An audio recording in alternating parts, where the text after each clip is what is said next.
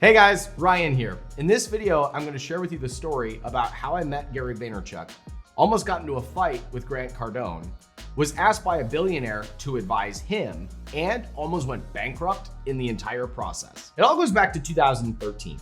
I had just started a business with my business partner, and we were starting to see some success. We had just crossed the $1 million run rate, and it was my first ever $1 million business. I didn't know how I was going to go from 1 million to 10 million, and I didn't know what mindsets and I didn't know what strategies to follow in order to go beyond the $1 million point. Around that time, I signed up for Strategic Coach, which is a program designed by Dan Sullivan. And Dan Sullivan invited me to do an exercise where I wrote down all of my favorite moments from my career and all of the biggest breakthroughs that I had had. And I started to make a list of all of the big things that had happened in my career that took me from one point and rocket shipped me up to a different level. And the interesting thing was, all of them had one thing in common. The biggest breakthroughs in my business over my career had all come from going to events. I had met my business partner at an event. I had met my biggest promoter at an event. I had built my audience the faster as the result of speaking at an event or going to an event and meeting somebody who asked me to be on their podcast. And I went, if all my greatest breakthroughs came from being at events, I should probably prioritize this more. So I was faced with a dilemma. I could either keep going to a bunch of events, or I could take the risk and create the exact event that I wanted to go to and risk losing a bunch of money and taking up a bunch of time in the process. At that time, I had about $500,000 in retained earnings from my years of being in business. From all of my operations, all my entrepreneurial ventures, I had $500,000 in retained earnings. And when I ran the numbers for what it would cost to put on an event, speaker fees, food, the venue, travel for some people, the team I would need to hire, it cost $500,000. So I decided to push all my chips into the center of the table, and I went all in and put on my first event. Now, I knew that there was a chance that I could lose hundreds of thousands of dollars in the process, but I rationalized it in this way. I thought, if the only thing that happens is I get to spend 3 days with the people that I want to network with, then there's a chance that one of these relationships leads to that next breakthrough, like I had written down on my biggest breakthroughs ever in business. And that alone could be worth $500,000 or more over the long term.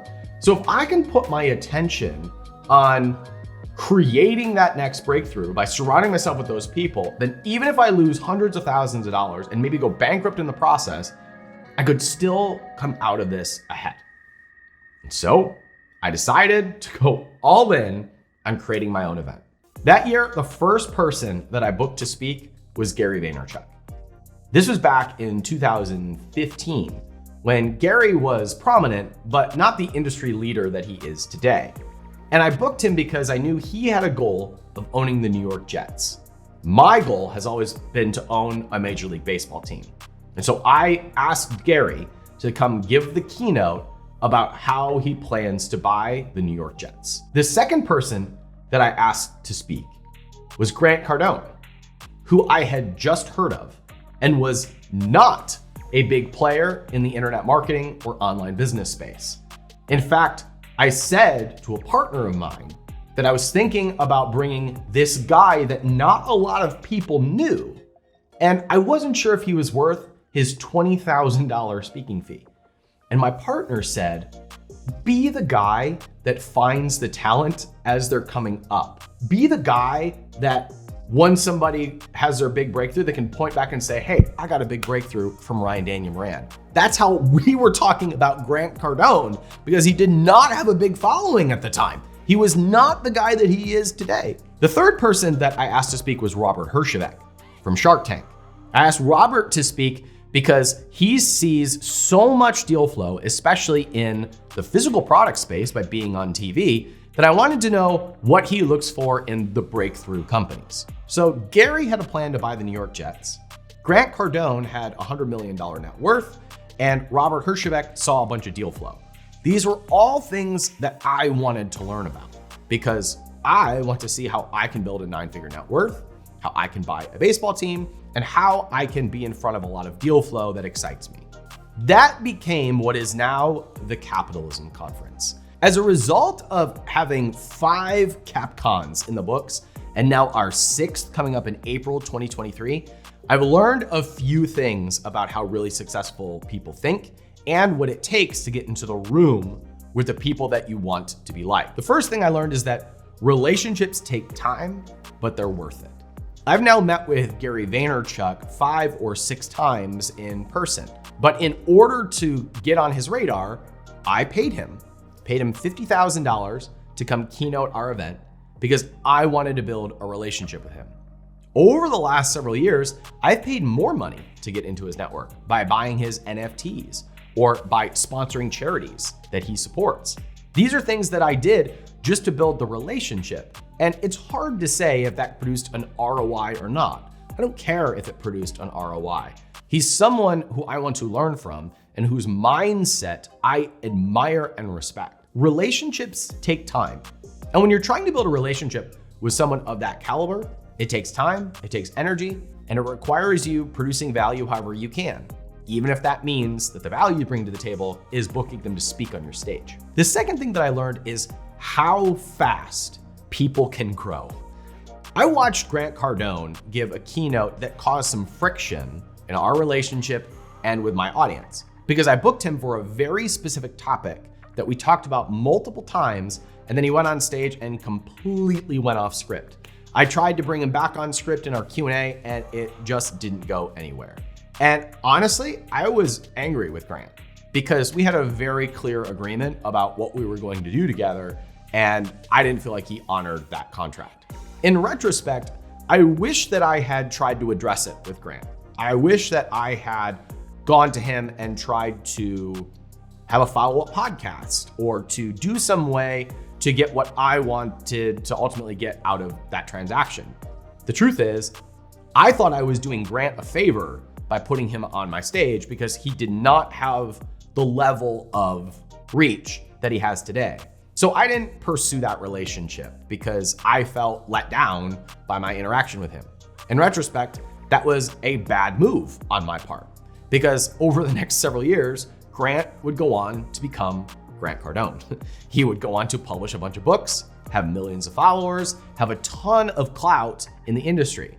But because of the resentment that I carried about our exchange, I compromised my relationship with Grant. He knows that I was upset with him. He knows that I was not happy with the talk that he gave. And as the customer, I was disappointed in the experience. And because he knows that, we don't have a relationship, but I could have if I had tried to make it right. And so when you know that anybody can go on to become something great, you approach every relationship with a little bit more grace and a little bit more kindness. So my interaction with Grant could have led to something amazing, but instead I treated it like a bad transaction and I lost a lot of opportunities as a result of how I showed up in that relationship. And the third is that there is no replacement for an in-person interaction. One of the people who inspired me most on our stage was Brian Lee. Brian Lee was the founder of LegalZoom, The Honest Company. He started Art of Sport with the late Kobe Bryant. He started Shoedazzle with Kim Kardashian. He was the principal investor in Honey, the app that was acquired by PayPal for $4 billion. And we had a great conversation on and off stage.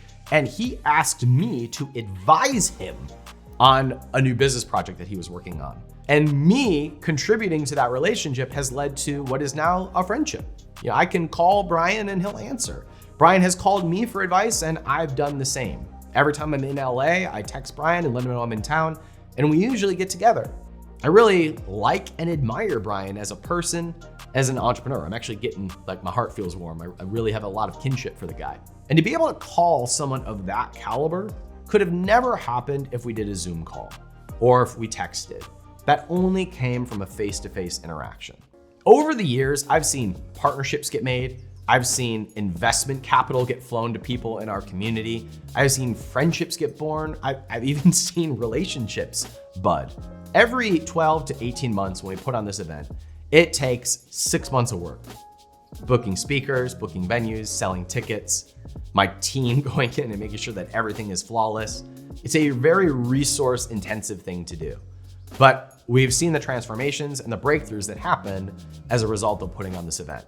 And I can point to many shifts in my career coming as the result of putting on an event like this. So what I've decided to do on the YouTube channel and on the podcast is share some of the best keynotes from our events over the last 5 to 6 years. You're gonna hear from Gary Vaynerchuk, Grant Cardone, Brian Lee, Peter Diamandis, Mickey Agrawal, Sam Parr, and many of the other people who spoke on our stage that now have really big audiences. So here on the channel, I'll be sharing some of the best keynotes and big takeaways and breakthroughs that have come from putting on the Capitalism Conference all of these years. And if you feel compelled to come to our next event, it's in April of 2023. And you can grab a ticket if there still are some available at capitalism.com/CapCon6. This year, we're doing something a little bit different. We're keeping the lowest capacity that we have ever had. Usually our events are 500 to 600 people, sometimes more. This time we have no more than 200 spots available. I made that decision because honestly, it's less stress and it feels more intimate. We did an event right after COVID in which we kept capacity really small for obvious reasons. And it was so rewarding, so much fun, and so rejuvenating. Whereas usually the event is so much work and so exhausting that I can't think about anything else for months leading up to it. So tickets may be sold out by the time that you see this video, but if you'd like to grab one of the remaining spots if they're available, go to capitalism.com/CapCon6. I'm Ryan Daniel Moran with capitalism.com. Make sure you're subscribed to the channel so that you see all of our best keynotes, and I will see you on the next one. Thanks for watching.